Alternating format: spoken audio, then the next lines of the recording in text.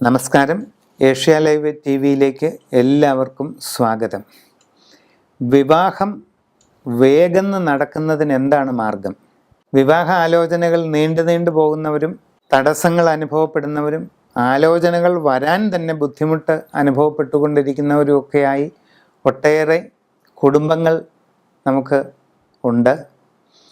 ഈ വിവാഹ ആലോചനകളുടെ തടസ്സം മാറുന്നതിനും ധാരാളമായി വിവാഹ ആലോചന വരുന്നതിനും ഇഷ്ടപ്പെട്ട വിവാഹം വേഗം നടക്കുന്നതിനും ഒക്കെ എന്താണ് മാർഗം അനുഷ്ഠാനപരമായിട്ട് എന്ന് നമ്മൾ ചിന്തിക്കാം.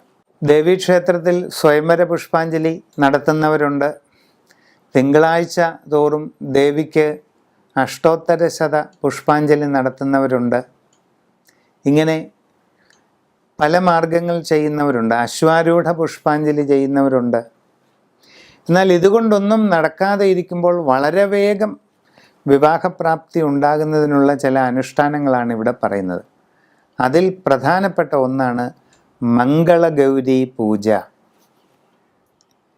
പണ്ട് പാർവതി പരമശിവനെ തൻ്റെ പതിയായി ലഭിക്കുന്നതിന് വേണ്ടി മംഗളഗൗരി മന്ത്രം ജപിച്ച് തപസ് ചെയ്യുന്നതായിട്ട് ശിവമഹാപുരാണത്തിൽ പറയുന്നു.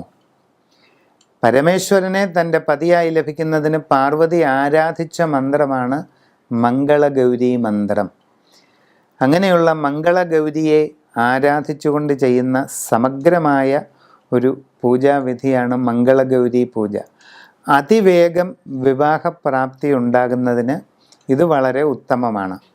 അതോടൊപ്പം